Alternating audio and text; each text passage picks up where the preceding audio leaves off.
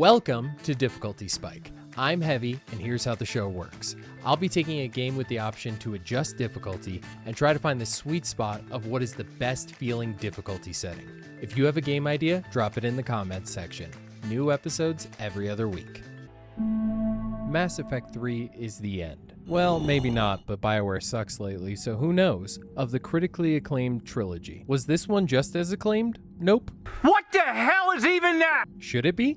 Well, no, but not for a lack of trying. Since this game has been released, holy fuck, I'm old. It's had its fair share of criticism, mostly pointing at the ending as the biggest pain point, and more recently its share of defenders. Do I agree either way? Yes and no.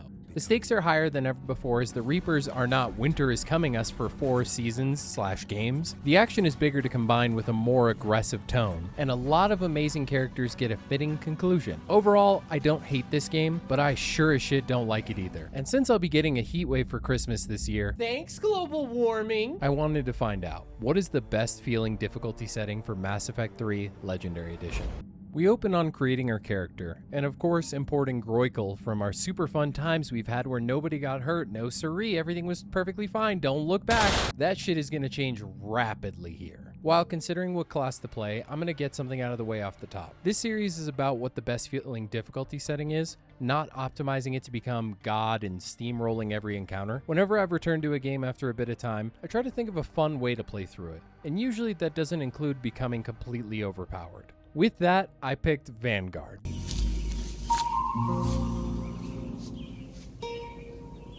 What the fuck is this piece of shit? I know, I'm a catch heat for this one, I'm aware, but I can't imagine playing Mass Effect 3 in any other class. The game turns from an RPG shooter to a shooter with RPG elements, and full sending entire groups seems much more enjoyable than being ability guy, the cover shooter story like every other cover shooter with chest-high walls that are impervious to bullets. Does anyone else have this pet peeve, or is it just me? Like I mentioned in the Mass Effect 2 video, one day I might return to this series and try a different playstyle. Soldier, not you though. Never you. You disgust me. Shame on you. I pick Reeve as my bonus power as it makes a great combo piece with all the dashing we'll be doing as a Vanguard. I also proceed to never use the ability once in the entirety of my playthrough. Now it's time for the real game, and Shepard, who has been removed from duty due to working with Cerberus, is brought before humanity's defense committee. For unknown reasons, it's the Reapers. Of course it's the Reapers. Shepard informs the council that the plan is to hit them really hard, and the committee is so surprised at this, and I took offense to it. Okay. You brought me in here to have a fucking master plan. Like, oh, I'm gonna fucking understand exactly what to do against the Reapers. You grounded me for an undetermined amount of time. I'm not sitting there going, okay, here's my 12-point strategy to defeat the fucking Reapers. Eat my ass. It still really boggles my brain. The fuck was I supposed to do? Further on, the Reapers encourage the commander to take a seat to cool down. I finally realized that all of my scars from Mass Effect 2 are gone, and instead of just looking up why, I restart the game thinking I clicked the wrong option because I'm big dumb. Wait. Oh, god damn it. To hell in a handbasket. Dumb. Stupid. Dumb. Stupid. Hey pal, I you fucked just blowing from stupid down? I made shit on my ass. Not explaining any of that. And it doesn't matter because with the power of editing, we're running with Anderson to get the Normandy. The game showcases its differences immediately with the infinite sprint being added. This is a nice change that also adds in level design problems, but I'll show more when we get there. Shepard tries to save this kid, which if you don't know, how haven't you played this game before? How do you function? He'll be a recurring plot point throughout the entire game, which kinda works, but I'm getting ahead of myself again. Lord have mercy. We must stay focused, brothers. We must stay focused. Back on track, we enter the first combat encounter, and as always, we're on the highest difficulty setting to start, Insanity. The first group dies with relative ease to a pistol, which is surprising, and so does the next group. I get that it's the beginning of the game, so it should be easier, but it feels too easy. That's when it finally hits me. The first of many times where I peek out of fucking cover and get blasted apart worse than Riley Reid. Singularly focused on the game, I close out the encounter, Anderson reinstates Shepard into the Alliance, and we're off to recruit allies for the big fight against the Reapers, but right before this, that one kid gets blown the fuck up, giving Shepard a bit to think about. On board the Normandy, I'll formally introduce you to Vega, the newest addition to the team. He's fine. I don't have any massive issue with him other than removing a potential Krogan teammate, but he doesn't harm the story in any way. Before I jump too far, here's a tier list of my favorite characters in this game. Anyone above dogshit is perfectly acceptable by this point, and look at that, we're on Mars. I go to the level up screen and find I have 60 fucking 2 points waiting for me. How and why? What the fuck is this? I know the how and why, but I think we can all agree it's a bit too much. Sure, third game of a story surrounding one primary character who should be the best in their respective field by this point, but isn't this overkill? 2 maxed out stats in the first real mission feels like it to me. I test out this absurd skill set right away, and this happens. Oh.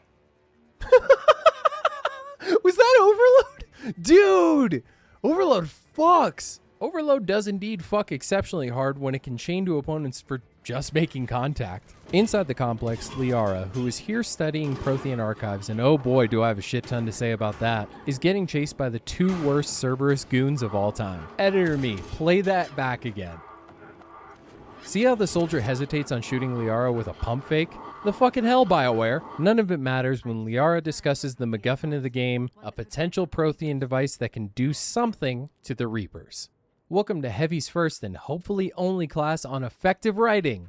You see, class, when you want to make a plot device work, it has to have relevance to the plot you have constructed. The Reapers have been established at this point as some kind of galactic level entity. All-powerful, possibly all-controlling, but needs to influence the minds of organics to have direct access to wipe out sentient life. This sets up a line of control that the final game would need to pay off, and not easily at this point. Does bringing up a surprise Crucible plan the Protheans had access to in any way support the game's structure? No, and no surprise MacGuffin has ever done that. What would be an effective tool that supports the framework created by BioWare instead without heavily changing the game? My personal recommendation is that at some point we should have found out the Reapers themselves created the plans after seeing Commander Shepard's success, knowing their reign over the galaxy would most likely not succeed due to this anomaly. There's more to unpack here, but let's get back to the game. Every combat encounter kind of feels the same, and this is something I've been dying to talk about the whole time. I can't prove it, but each enemy and quite a few encounters feel like multiplayer missions. If you didn't know, Mass Effect 3 had a short-lived Horde-style multiplayer where I don't remember ever having too much fun with it.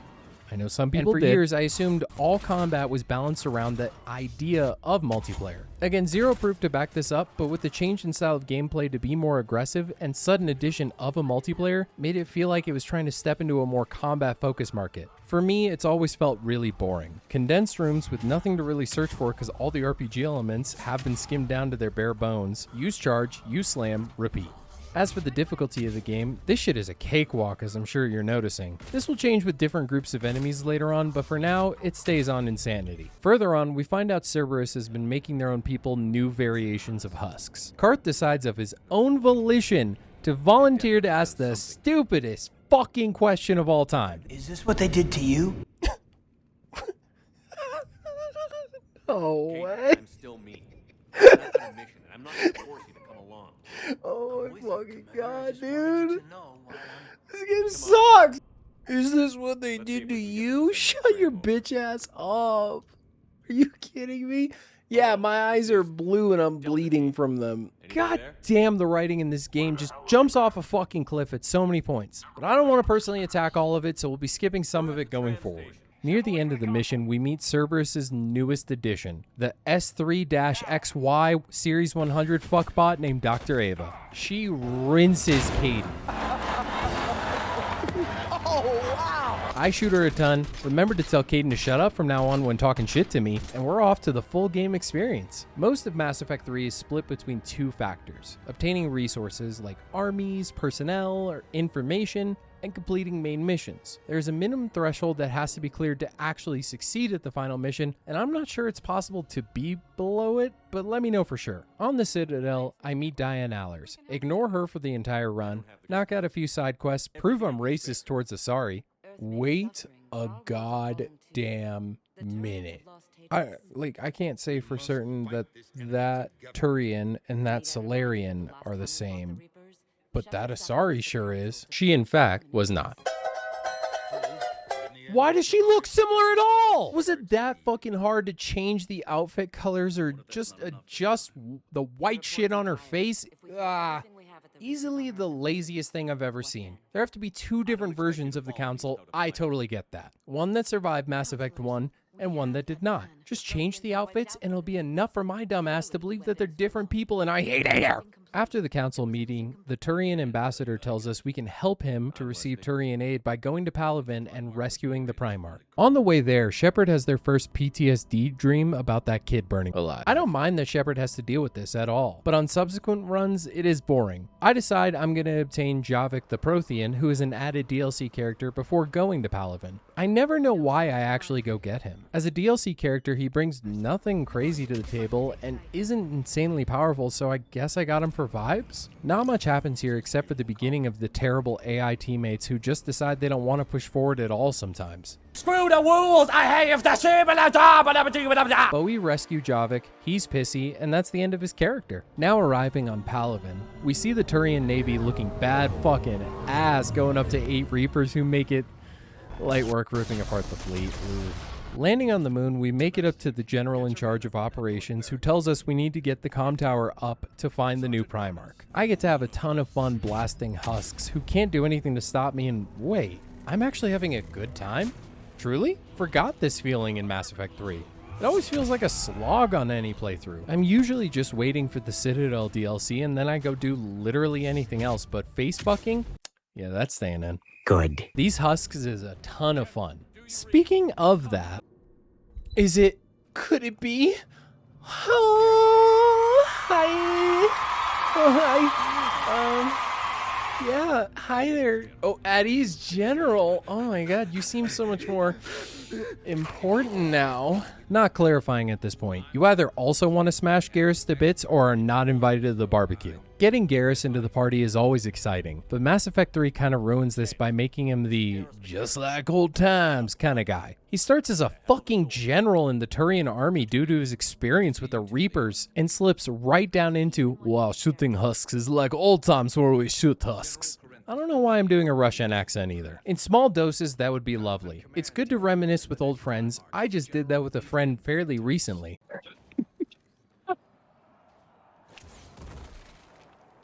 Josie, don't you fucking... This doesn't mean our entire friendship is based upon our good times. It can evolve as we grow older. Right, this video is about difficulty. Let's get back to that. I kill this behemoth and, well, just run the clip. You bitch ass? Nah, what the fuck was that about? Don't ever lay hands on me again. Also, is the difficulty actually on insanity? Are you fucking kidding me? Why is it normal? So here's a fun one for you. When I started the game, I checked what the difficulty was set to. It was on insanity already, so I just moved on, right? My only guess is that when I restarted to check my scars, it's set to normal as there's nothing in the beginning offering a difficulty change, so it's on the player to check it. Delete this fucking game! I won't do it all again, but I run it back and it's fine on insanity. No massive hurdles. All caught up now, we get to the first major hurdle. I die in this encounter maybe 10 times. As soon as my shield breaks, the hit scan enemies begin their assault, giving me about 3 seconds to lock onto an enemy and charge at them for my shield back, resetting the 3-second loop of pain I find myself in. I get that it's a cover-based shooter, however, with Vanguard abilities, it should at least be mildly easier to survive, right? The worst part is, this is just a hard encounter compared to a lot of others. Most can be done on Insanity without feeling too challenging, but add in 10 hit scan enemies, and it's over before you know it. I inevitably make it through the initial wave by spamming triangle and mostly praying my teammates shoot their guns. We obtain the new Primarch. I make things really fucking awkward with Garrus. Go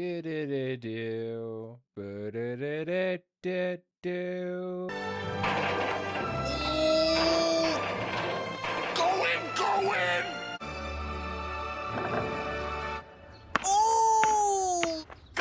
You suck at basketball! Back on the Normandy, EDI takes over the fuckbot's body, which I have to say, if you put tits on a robot, it's a fuckbot. A utility bot can still resemble a human just fine without any identifiers of gender. Worst part by far, Joker gets the fuckbot with the removable vibrating. I'm gonna move on now to rescuing Jack to rescue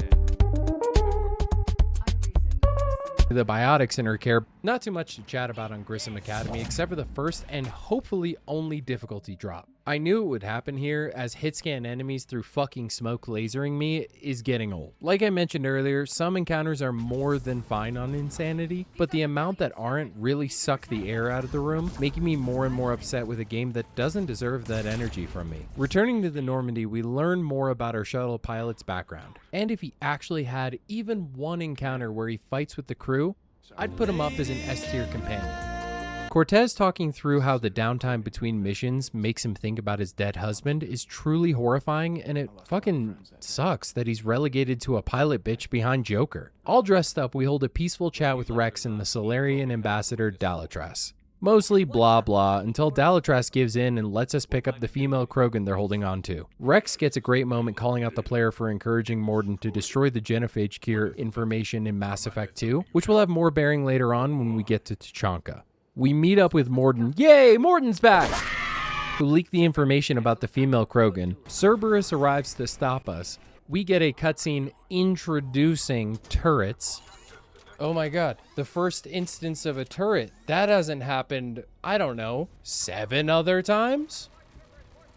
Wow, we should really focus in on that. Let people know that this is a unique experience. Fuck this. Ow. I die here a shit ton because turrets are still bullshit, and we escape the planet. Mordin starts working on a cure that will be important later, and I head to the Citadel to pick up some equipment when I run into Edie, who wants advice on how to date Joker. I will see if there are comedic entertainment shows being presented on the Citadel. Yeah, I think it's a great night to go to a stand-up act. You guys hearing about these Reapers?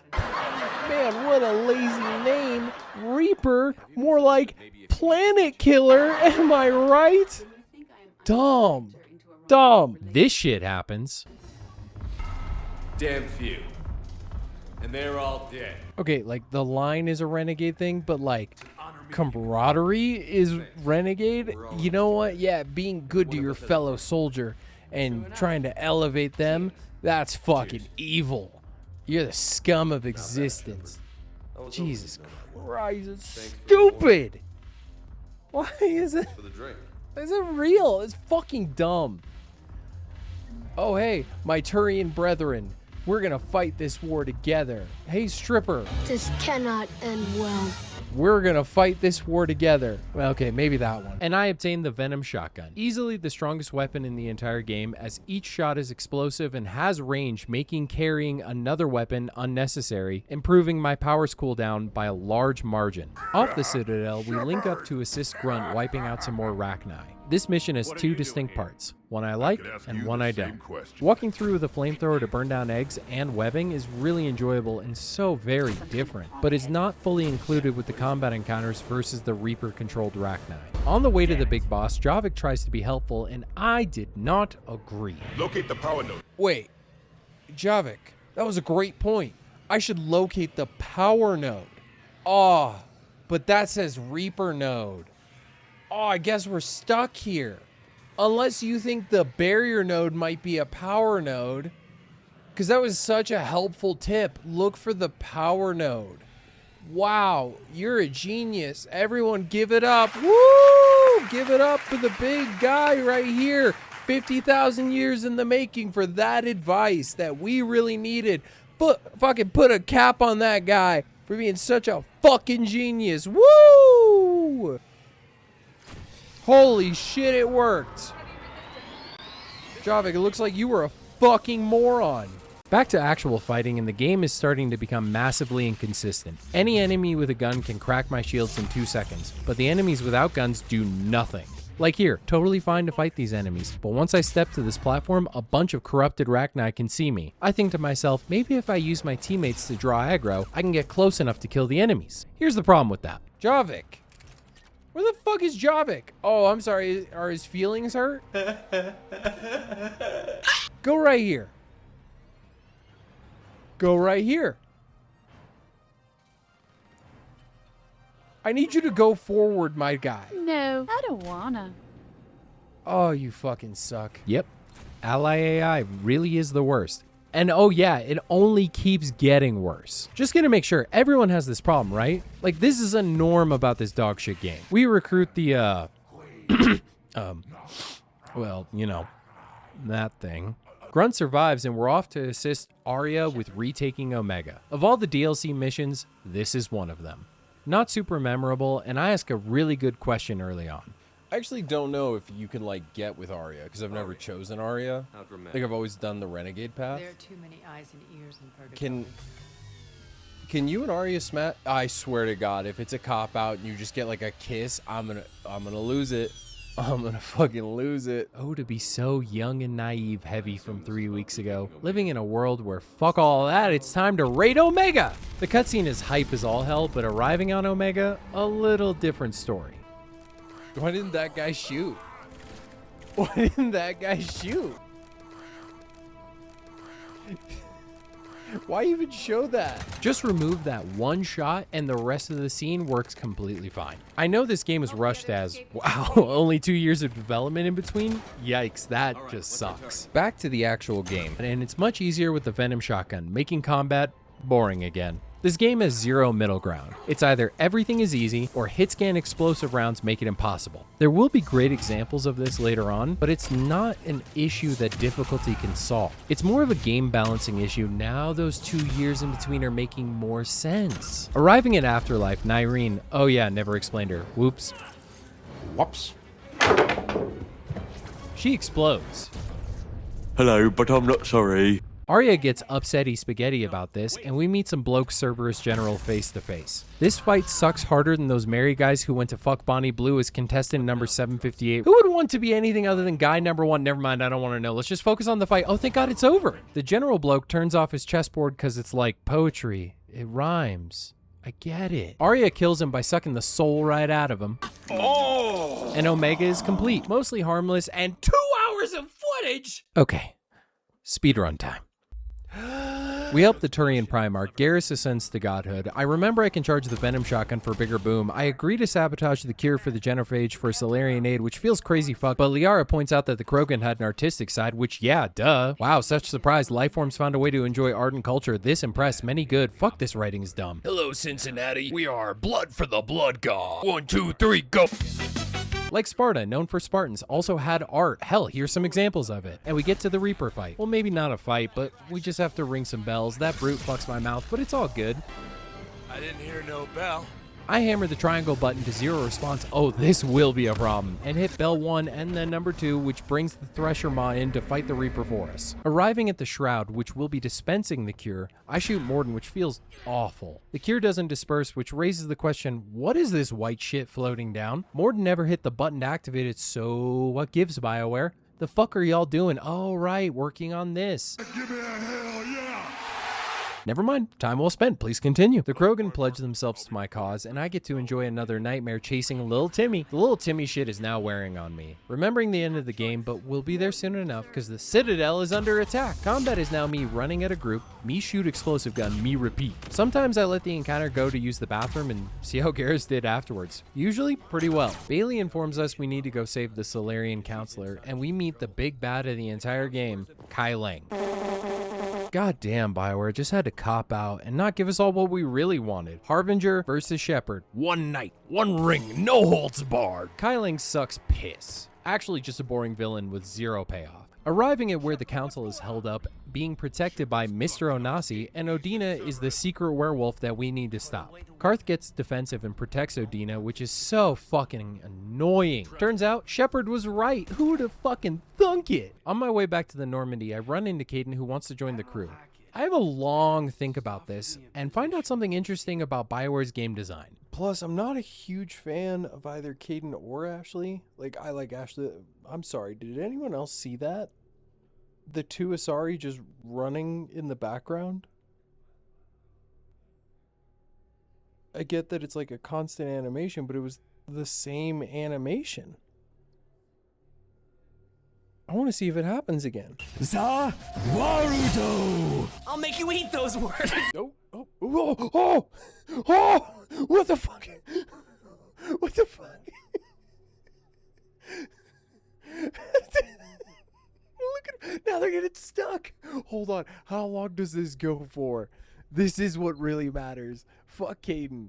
I don't care. Sadly, at some point, they stopped cycling the animation, probably for this exact same reason, so I tell Karth to fuck all the way off and knock out some side quests for a bit more money to complete my Shepherd build. First is Jacob's. Yep. Then a mission that is literally a multiplayer mission. These are the worst. Utter hate and contempt for their inclusion within single player. On the last mission, I give Garrus the opportunity to rinse an Atlas and... Oh my god! Holy shit! Anyone wounded? And he can get stronger than that? Wow, indeed. He does not disappoint. Assisting the Asari now, we land on a planet hiding their super bad for the species Ardot Yakshi, which translates to big old bad bitch, and zero surprise, I meet up with the baddest of them all, Samara. Her children are here, and I have problems with the Justicar code she brings up. Also, the Justicar code seems to just be a pile of bullshit.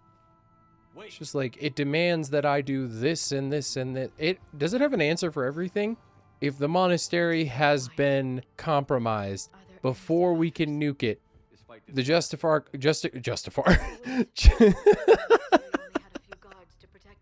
So 2 images popped in my head immediately when I said Justifar. I saw Jafar, but as like a Supreme Court kind of guy. And then Mustafar. But Samara's there. With the lack of bodies inside this complex, I wondered, can the Reapers reharvest dead bodies? Not ideal to be giving them pointers, but an infinite army of goo does seem beneficial. One of Samara's daughters plays peekaboo with her sister. Holy shit! Garrus destroys this Banshee's health bar as he's become a literal god now, and Samara loses another daughter. This hits me in a soft spot, and I eat the Paragon points happily. I can't watch her commit here with Rex's death on the horizon. I can't lose anymore. Loss heavy on my mind, I go assist the Quarian war effort, attempting to retake their homeworld from the Geth.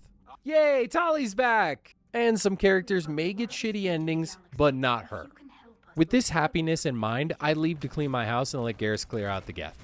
Thanks, best buddy. This mission has a ton of these long hallways with chest-high walls. I go to res Garrus, hammer the triangle button again, and die with 0 interaction. I die here too many times when trying to use my charge ability for nothing to happen. Seriously, look at Shepherd here. Notice how he's glowing blue? That's because I'm activating my ability to charge at the enemy I'm locked onto, and I won't fucking move. Sure, this would make sense if the charge would kill me or the enemy was actively behind cover, but if they're exposed, why can't I charge? On to the end of the mission, and we link up with Legion, who helps us escape from the actively being destroyed Geth ship. Shepherd gives a swift shot to the underbelly to the guy responsible for nearly killing the crew, and we start the multiple Geth Quarian missions, which I'll be skipping because I don't care about them. Let's jump straight to Shepherd 1v1ing the Reaper. This fight, as a fight, sucks, but the implication of a Reaper facing down our character is amazing. Great music, atmosphere, just side-rolling a laser isn't it. Tali ends this wonderfully by removing her mask and enjoying the view of her people's world. If her story ended there, perfection, absolute cinema.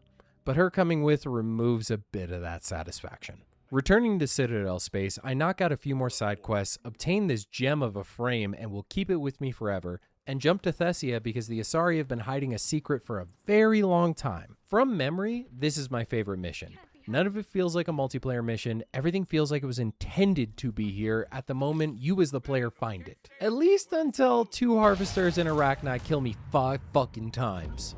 A couple of those times were behind cover too. There even hits a point where I purposefully don't peek out of cover and infinite explosive rounds keep me stuck, unable to play the game. This is the most obnoxious thing I've ever experienced in my life. What the fuck am I supposed to do right here? Hope they suddenly stop? Eventually I do break through, no thanks to my teammates. Find a hidden Prothean beacon those dirty Asari were hiding. It reveals a Prothean virtual intelligence who knows what the missing piece of the crucible being built is. The VI proceeds to fuck off without explaining what the catalyst is because this runtime hasn't been padded out enough. Kai Lang appears showing off his shiny Pokeball with a rare elusive man inside. He does some flexing, Shepherd continues to not care, and while Kai Lang recovers during his fight, Garrus rips apart his shield so every phase ends as soon as it begins. This is what I mean about the difficulty. 2 harvesters rinsed me for about 10 minutes, but one boss fight and I didn't have to interact with it at all. I'm not even sure what my verdict will be at this point, the game providing no help with its inconsistencies. I know I'll figure it out, but BioWare should have taken a little longer on this one. Are you Squidward? That's okay, take your time. Even 6 months could have made the world of difference, I feel. Thessia falls to the Reapers, and I decide to finally enjoy myself by playing the Citadel DLC. I can't fathom how someone would not know about this since the game came out 10 years ago, but the Citadel DLC is amazing. The real endgame to Mass Effect 3. All character focused, lots of silly action, dumb tropes on display, and a clone. The premise is simple. The Normandy needs to be docked for repairs, and the crew is on shore leave. Shepard links up with Joker, and damn, BioWare couldn't give the homie some normal clothes? Probably my only gripe with this is just that give Joker some civilian clothes. But that thought ends as the plot kicks off with Brooks, who is totally not a double agent, just very well rendered. Warn Shepard about some tactical motherfuckers targeting Shepard. They start by targeting the fishies, and I murder them for that. Don't harm the fishies! This pistol they drop is bonkers how powerful it is. I love it. Truly, I wish it matched my playstyle so I could use it more, but maybe another run. Shepard takes a big tumble, which for the first time ever in this series, actually affects the health bar. Took them 4 years, but they solved the cutscenes matter to gameplay dilemma nobody but me cared about. Please tell me someone else cares about this. The rest of the DLC plays out pretty simply. Find out who's doing this, go to a high-end casino. What else we got going on? Right!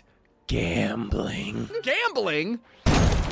You slow bitch. Okay, I'm gonna go with it was probably a bad choice to take him. He's got it. He's got the inside track. Watch this. Or the outside track, I mean. No, he's getting the speed boost right here, right here. Yellow's gonna trip. Yellow's gonna trip. Yellow's gonna eat shit. You fucking bitch. Yeah, let's go. C-Sec Biscuit, come on, buddy. 8-1 odds.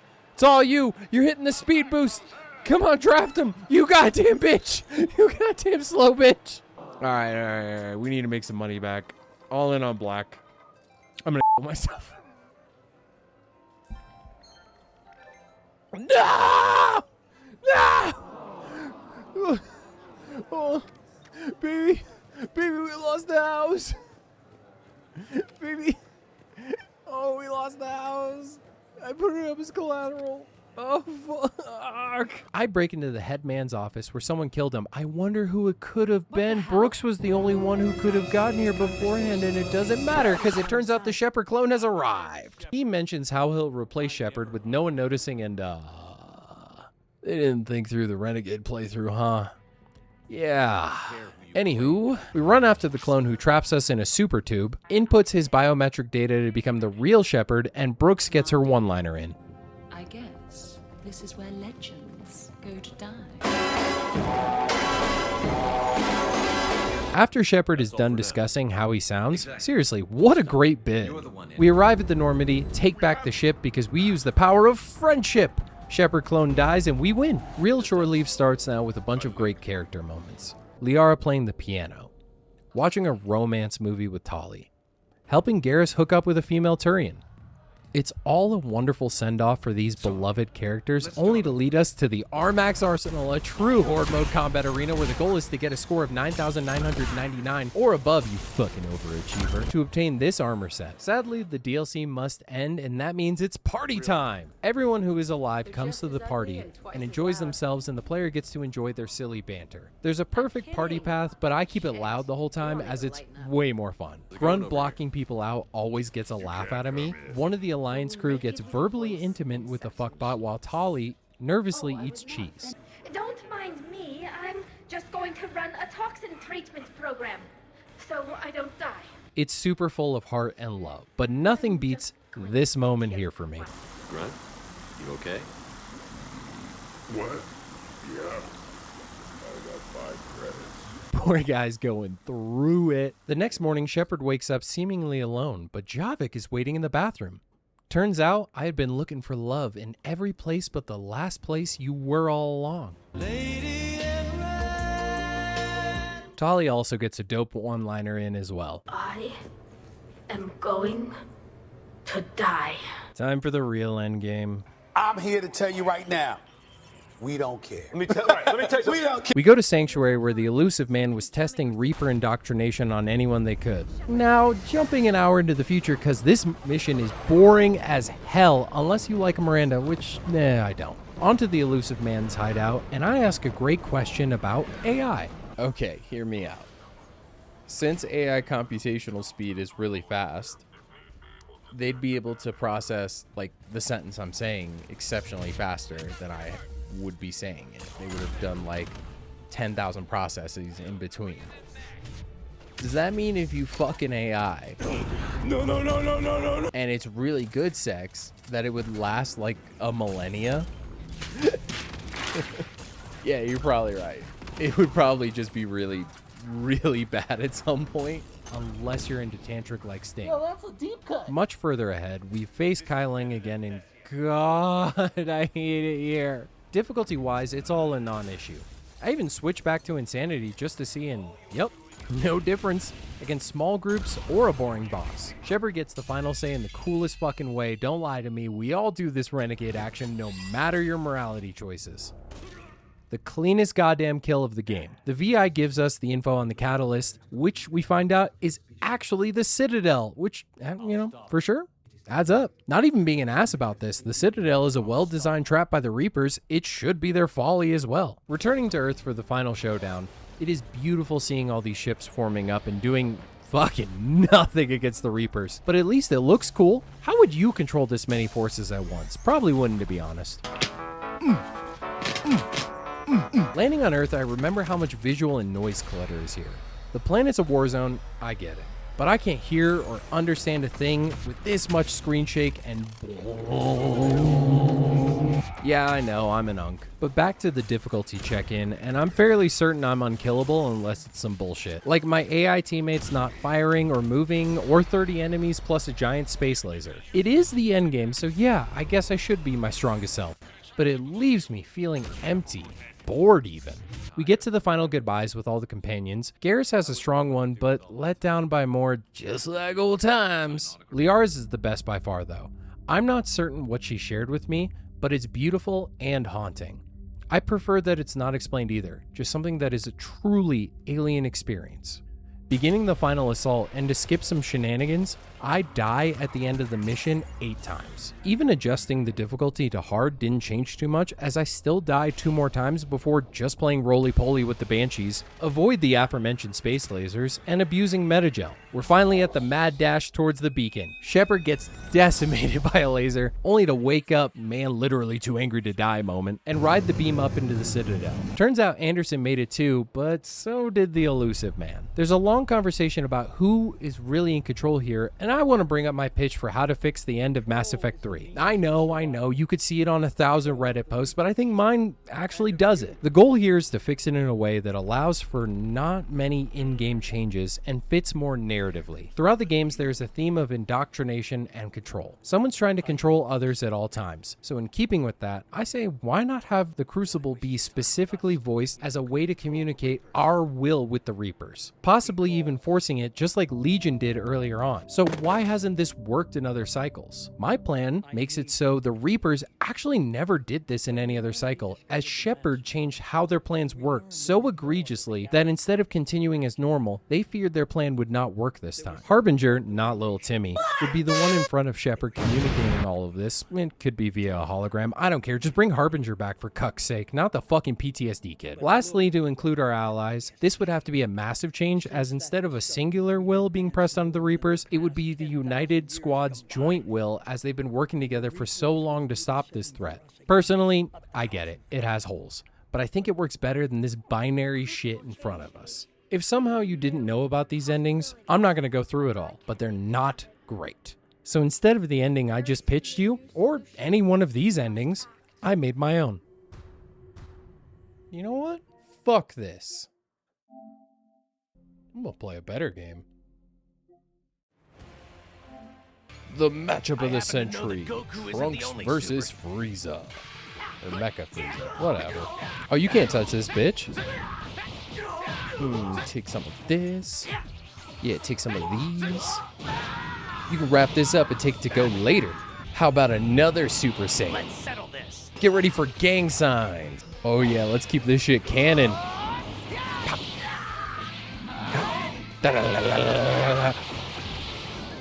Up high, down low, too slow. So, what's the verdict? God damn, this game has problems. I never imagined difficulty being one of them. Since all I want to do is find the best feeling, I think truly it has to be normal. I know, unexpected, right? It all boils down to the game is not fun to play when you're getting stomped after breezing through an encounter. It's almost unimaginable to think anyone would play this without playing the other two in sequence. I realized I wasn't even playing for the main story anymore. It was about the characters and their amazing stories. Watching them grow, move on, or die is why I keep coming back year after year. It's why I want to play through again right now, just to see everyone and have a good time during shore leave. Normal difficulty satisfies that urge by getting the player to these moments faster. If you want a fun combat experience, go play Mass Effect 2. Infinitely more fun. But none of this will matter, as space may be an unexplored frontier, but deep within the ocean, there's much more to fear. Okay, thanks, Questlove. Bye.